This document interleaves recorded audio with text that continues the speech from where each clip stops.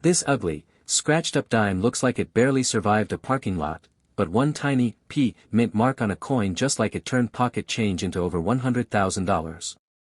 Most people would toss it into a Coinstar machine without a second thought. But what if that dirty Roosevelt dime hiding in your jar right now is secretly worth more than a brand new pickup truck? Before I reveal anything else, first coin, most people wouldn't even bend down to pick up a 1987 dime off the ground. It's common, it's modern, it's still showing up in pocket change every single day. And if it looks dirty, scratched, or worn smooth from decades of use, most folks assume it's worth exactly 10 cents.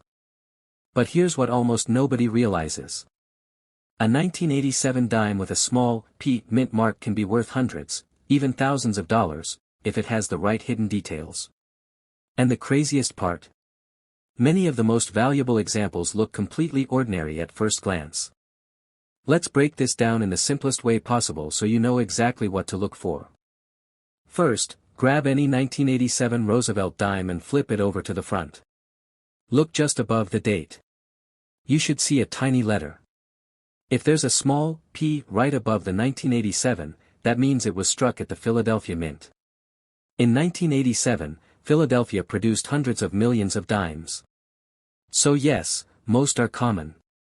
Most are only worth face value. But not all of them. In 1987, something interesting happened with certain proof coins and high-quality strikes.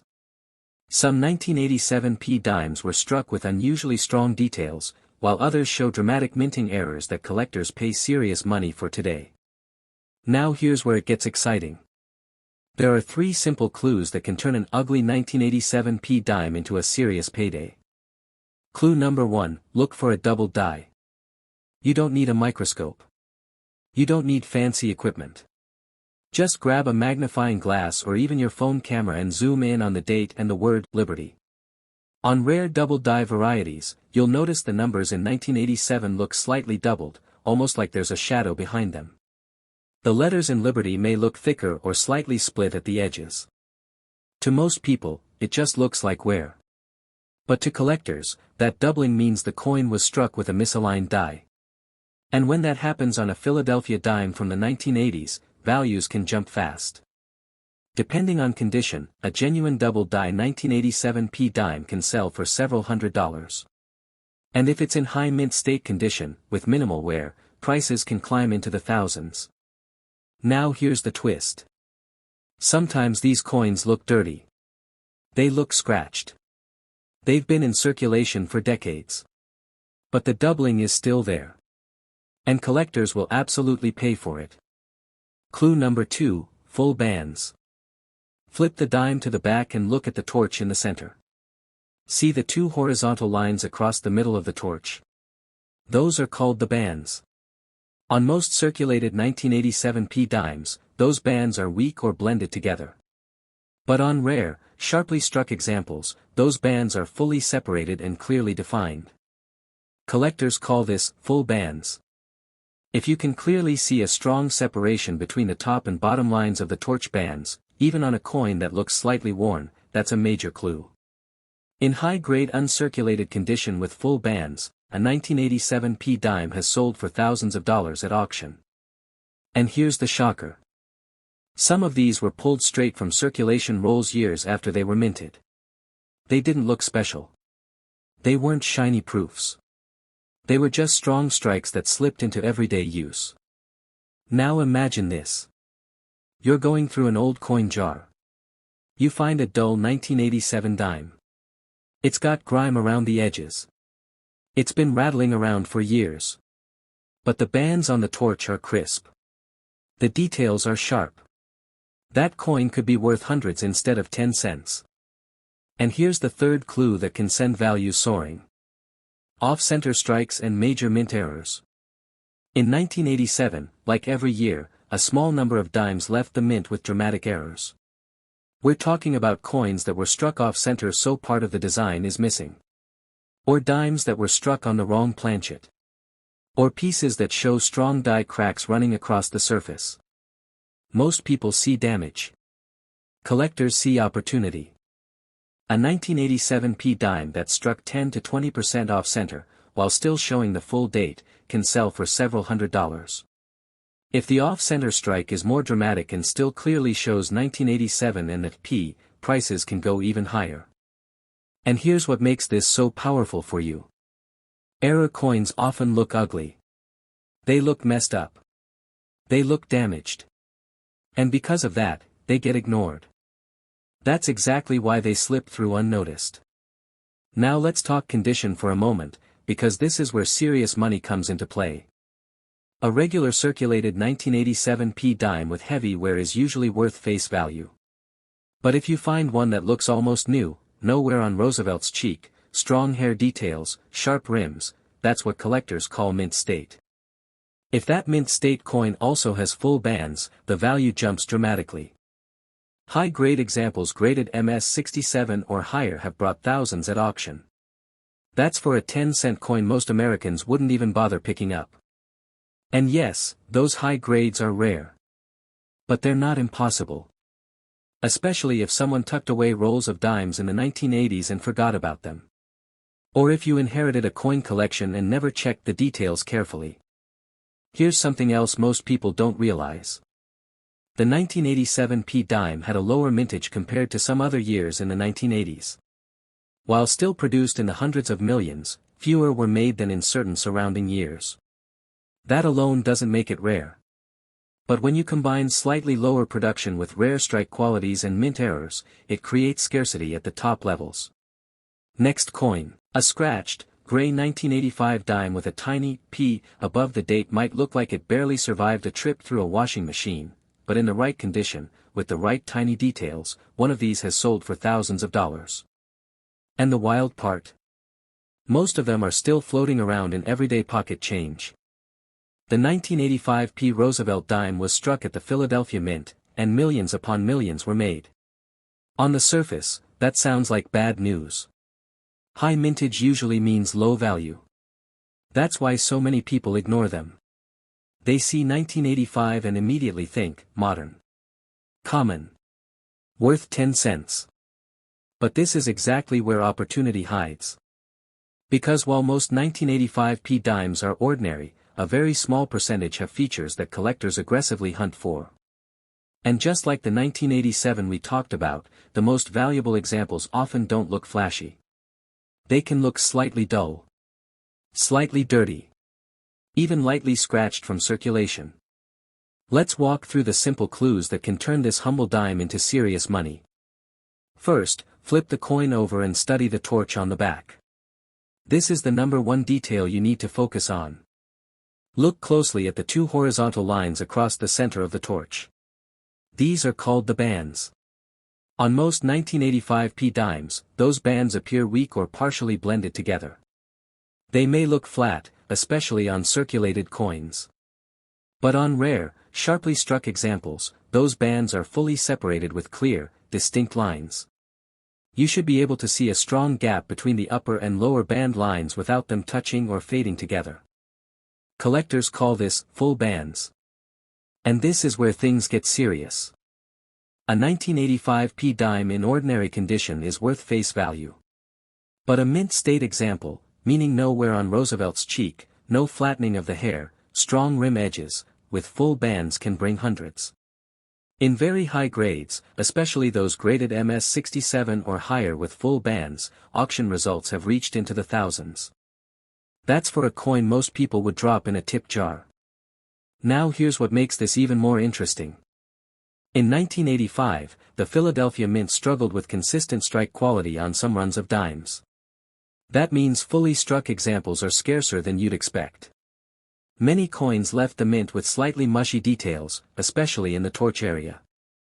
So when a sharply struck 1985 p with blazing details shows up, collectors take notice. And here's the key point for you. Even if the coin looks a little toned or slightly dirty, if the bands are clearly separated and the surfaces show minimal wear, it could still carry strong value. Dirt does not equal damage. Original surfaces are actually preferred by collectors over cleaned coins. Now let's move to the second powerful clue. Double die varieties. You don't need to understand complicated minting mechanics. Just grab a magnifying glass or use your phone camera and zoom in on the date and the word Liberty. On certain 1985p dimes, you may notice slight doubling on the numbers or letters. It can look like a faint shadow, a thickening of the edges, or slight separation in the lettering. To the untrained eye, it may just look worn. But if that doubling is consistent and clear, it could indicate a double die variety, and those are highly collectible. Values for minor doubling might range into the low hundreds, but stronger examples, especially in high-grade condition, can push much higher. And remember, many of these coins circulated for years before anyone noticed. That means you could still find one in a coin jar today. Now here's the third area that can create big money. Mint errors. This is where the ugly coins sometimes win. Look for off-center strikes. If the design appears shifted and part of the coin is blank, but you can still clearly see the full date 1985 and the P, that's a major plus. Off-center errors showing 10 to 20% misalignment can easily sell for several $100s. More dramatic examples can go even higher. Also watch for thick rims, unusual shapes, clipped planchets where a portion of the edge looks sliced off, or strong die cracks that run across the surface like lightning bolts. Most people assume these are damaged coins. Collectors know better. Real mint errors happen during the striking process at the mint. They are part of the coin's history, not post-mint damage. And authentic errors from the 1980s are actively collected. Now let's talk condition again, because this is where fortunes are made or lost.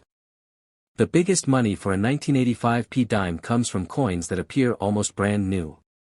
The cheek of Roosevelt should be smooth and unworn. The hair above his ear should show clear detail. The rims should be sharp and raised. And when you tilt the coin under light, you should see original mint luster, that soft cartwheel shine moving across the surface. If you find one like that with full bands, do not clean it. Not with a cloth. Not with baking soda. Not with anything. Cleaning creates tiny hairline scratches that destroy collector value instantly. Even light cleaning can turn a $1,000 coin into 10 cents. And here's something that surprises many people. The difference between a coin worth face value and one worth thousands can be nearly invisible without careful inspection. Two 1985p dimes can sit side by side and look almost identical. But one has slightly sharper torch bands. Slightly cleaner fields. Slightly stronger strike detail. That tiny difference can mean everything. High-grade 1985p dimes with full bands are especially sought after by collectors building top-tier Roosevelt Dime sets. Registry set collectors compete fiercely for the highest-graded examples. And when only a handful exist at the very top grade, prices explode. That's how a coin that once bought a stick of gum can end up selling for more than a used car. Now imagine this scenario. You're going through a jar of old coins. You see a 1985 dime. It looks dull. Maybe slightly toned around the edges. You almost toss it aside. But you flip it over. You check the torch. The bands are sharp. You tilt it under light. The surface flashes with mint luster. Next coin, a worn-out 1978 dime with a tiny P mint mark can look like it's been dragged across asphalt for 40 years, but one nearly identical coin shocked collectors by selling for thousands of dollars. And most people would have spent it without a second thought. The 1978p Roosevelt dime is one of those coins that hides in plain sight. It's not old enough to feel antique. It's not silver. It doesn't look rare. In fact, it's still one of the most commonly overlooked dimes in circulation. But here's the truth. While millions were made at the Philadelphia Mint in 1978, only a tiny fraction meet the standards collectors are willing to pay serious money for. And just like the other coins we've talked about, the difference between 10 cents and a four-figure payday often comes down to small details most people never notice. Let's start with the simplest check. Flip the coin to the front. Look just above the date 1978. If you see a small P, that means it was struck in Philadelphia. Back in the 1970s, Philadelphia was producing massive numbers of coins, and quality control wasn't always perfect. That's actually good news for you. Because when quality varies, exceptional examples become scarce. Now turn the coin over and focus on the torch on the reverse. This is where the real money often hides. Look at the two horizontal lines across the center of the torch. These are the bands. On most 1978p dimes, especially ones that circulated, those bands are weak. They may look flat, blended, or partially touching. That's normal. But if you find a 1978p dime where those bands are fully separated, meaning you can clearly see a strong line between the upper and lower bands with no merging, that's what collectors call full bands. And this is where values start climbing fast. In circulated condition, even with decent detail, a 1978p dime is usually worth face value. But in mint state condition with full bands, especially at very high grades, prices can jump into the hundreds, and in rare top-tier grades, even into the thousands. Here's what makes 1978 particularly interesting. The Philadelphia Mint that year did not consistently produce sharply struck dimes.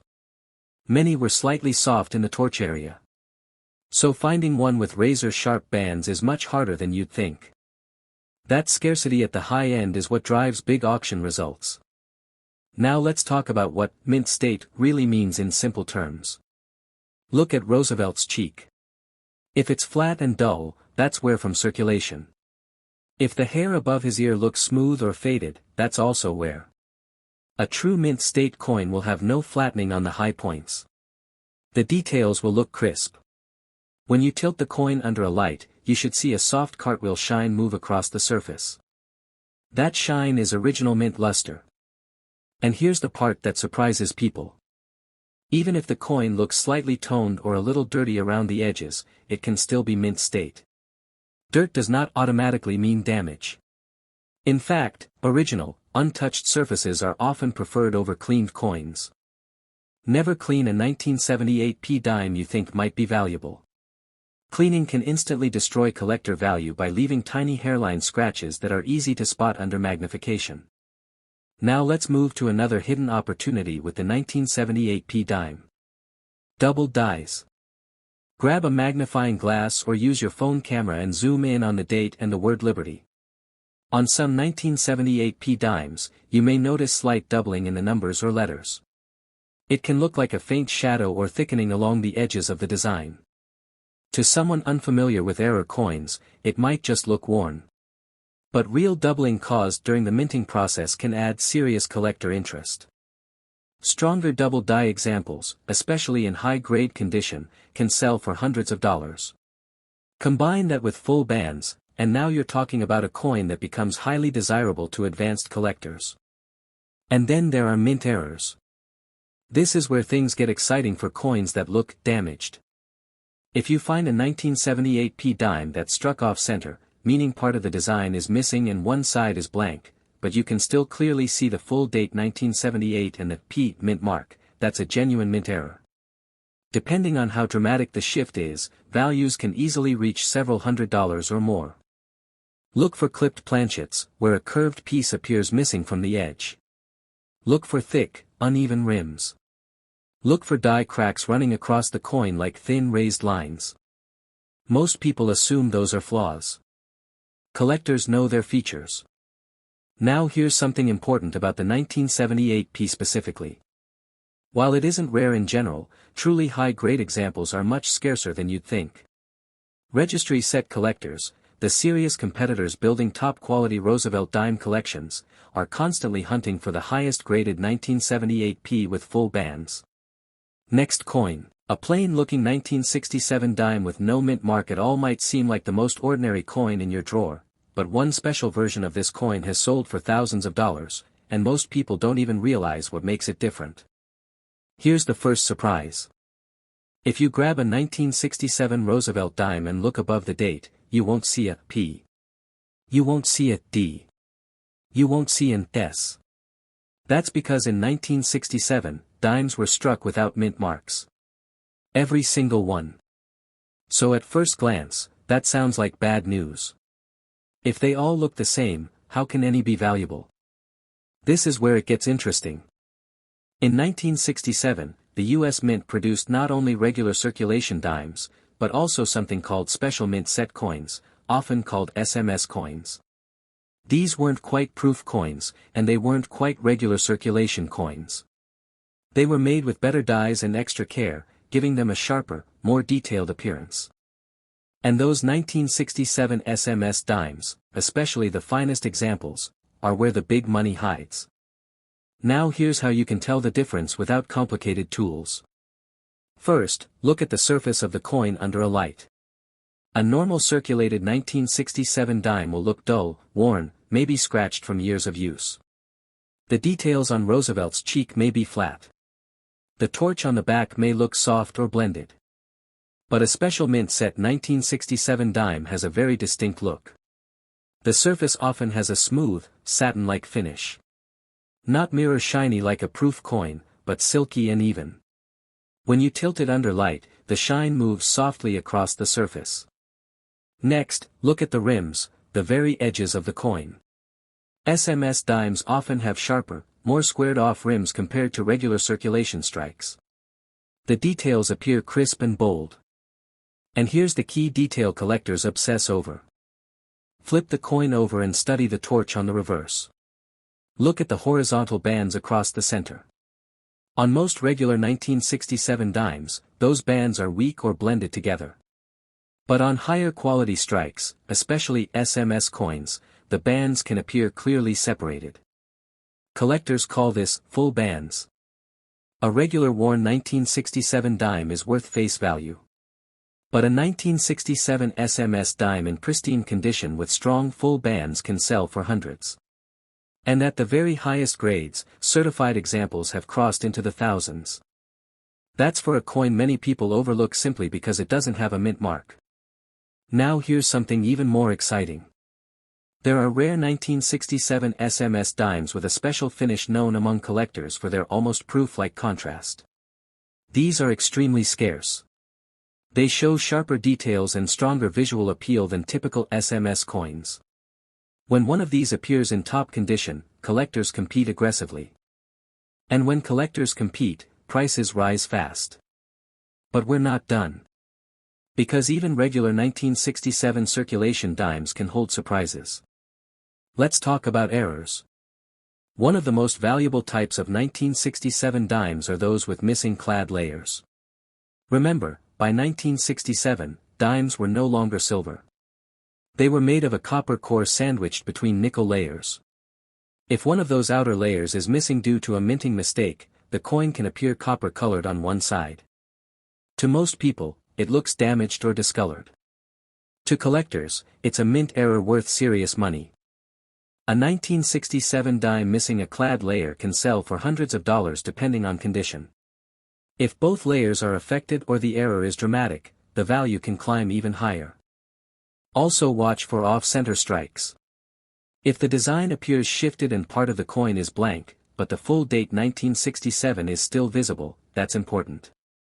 The more dramatic the off-center strike, while keeping the date readable, the more valuable it can be. You don't need to understand how they happen. Just grab a magnifying glass or use your phone's zoom and inspect the date and the word Liberty. If you see clear doubling, not just blur from wear, but distinct separation in the numbers or letters, you could be looking at a double die variety. Strong examples can command solid prices, especially in higher grade condition. Here's another thing most people miss. Because 1967 coins were made during a time when collectors were being discouraged from hoarding, many were heavily circulated. That means truly high-grade examples, coins that somehow avoided wear, are much harder to find today than you might expect. A 1967 dime with no wear, sharp details, strong rims, and blazing original luster is far scarcer than the mintage numbers suggest. And scarcity at the top is what drives four-figure auction results. Now imagine this scenario. You're digging through an old drawer and find a small envelope of coins someone saved decades ago. Inside is a 1967 dime that looks slightly different. It has a smooth satin glow. The rims are sharp. The torch bands are crisp and separated. That coin could be from a special mint set. And if it's in exceptional condition, it might be worth far more than 10 cents. Here's what you absolutely should not do. Do not clean it. Even if it looks dull or lightly toned, cleaning can destroy the very surface quality that makes SMS coins valuable. Collectors want original surfaces. They want untouched coins. A cleaned 1967 SMS dime can lose most of its premium instantly. Now let's talk about condition in the simplest way possible. Look at Roosevelt's cheek. Is it flat and worn? Or smooth and untouched? Check the hair above his ear. Is it detailed and sharp? Tilt the coin under a bright light. Do you see a consistent, soft shine moving across the surface? The more original and unworn the coin looks, the more potential value it may have. The 1967 dime teaches one powerful lesson. Mint marks aren't everything. Next coin. A dark, worn 1965 dime that looks like it's been rattling around in a toolbox for 50 years might seem completely ordinary, but one version of this coin has sold for thousands of dollars, and most people have no idea why. Here's why 1965 is such a powerful year. In 1965, the United States changed the composition of the dime. Before 1965, dimes were 90% silver. Starting in 1965, they were made with a copper core and nickel outer layers. That means most 1,965 dimes you find are not silver. But here's the shocker. A tiny number of 1,965 dimes were accidentally struck on leftover silver planchets from 1964. And when one of those shows up, collectors go crazy. Let's make this simple so you know exactly what to look for. First, grab any 1965 dime and look at the edge. A normal clad 1965 dime will show a copper-colored stripe running through the center of the edge. That copper sandwich line is your first clue it's standard. But if you find a 1965 dime with a completely solid silver-colored edge, no copper stripe at all, stop right there. That could be a transitional silver error. Now, you must be careful. Some lighting can hide the copper stripe. So tilt the coin and examine it closely. If there is absolutely no trace of copper on the edge, that's when things get serious. Because confirmed 1965 silver dimes have sold for thousands of dollars. Think about that. A coin most people treat as 10 cents could actually be worth the price of a vacation, just because it was struck on the wrong metal during a year of transition. And here's what makes it even more exciting. Many of these coins circulated unnoticed for years. They look slightly darker from age. They may have scratches. They might not appear special at all. But the metal tells the story. Now let's talk about weight, in the simplest way possible. A normal clad 1965 dime weighs about 2.27 grams. A silver dime weighs about 2.5 grams. That difference may seem tiny, but it's enough for collectors to confirm a rare error. You don't need laboratory equipment. A small digital jewelry scale can detect that difference. But even without a scale, the edge is your fastest first test. Now here's something else about 1965 that most people miss. Just like 1967, 1965 also had special mint set coins. These SMS dimes have a satin-like surface and sharper details compared to normal circulation strikes. High-grade 1965 SMS dimes with strong details and clean surfaces can sell for hundreds. In extremely high grades, especially with strong full bands on the torch, prices can reach into the thousands. Again, the key detail is on the reverse. Flip the coin over and look at the torch. Focus on the horizontal bands in the center. If they are clearly separated and not blending together, that's what collectors call full bands. Most 1965 dimes, especially circulated ones, will not have strong bands. But a sharply struck example with no wear and clear separation becomes much more desirable. And here's another opportunity hiding in plain sight. 1965 dimes with missing clad layers. Because this was the first year of the new copper-nickel composition, mistakes happened. Some dimes were struck with one of the outer nickel layers missing. When that happens, the coin may appear copper-colored on one side.